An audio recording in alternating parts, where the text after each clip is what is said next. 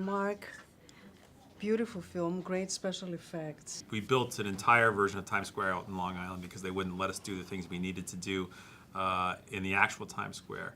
So Mark Friedberg, our production designer, and his crew literally built it from the ground up, and we had 13 construction cranes and all these shipping crates with green screens surrounding this environment so we could come up with an arena for Spider-Man and Electro to go head-to-head.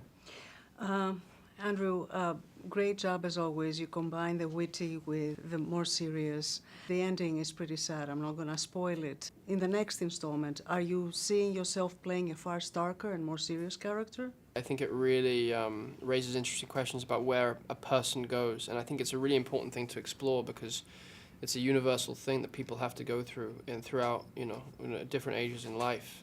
Kind of carrying on where there feels like there's no hope left.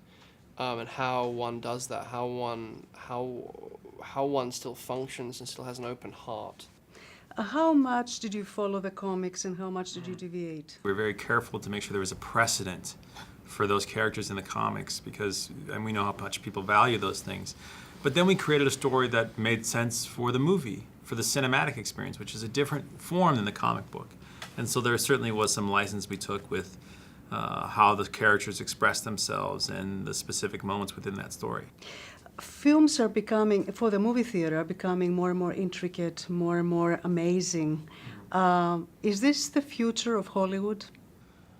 I think that there's movies like this that have an international appeal, which is kind of a magical thing because we are in a world that is divided by borders, by religion, by politics, and these characters, the characters that everybody can find something in, tend to be, it's powerful and it can penetrate people in a very special way, and it as we've traveled the world, it can help kind of bring us together. I think that's very powerful, and in that sense, I really hope it continues.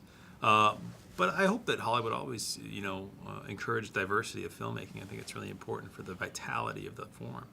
How about, what do you think, Andrew, in terms of the character? Do you feel the same way about diversity and international appeal? Of course. I think now we are, with globalization, it's any kind of divides are redundant at this point because of how connected we all are and how much access we have to each other. So I believe that Spider-Man is an absolute everyman, and I don't use man in terms of male. I mean every man, every woman.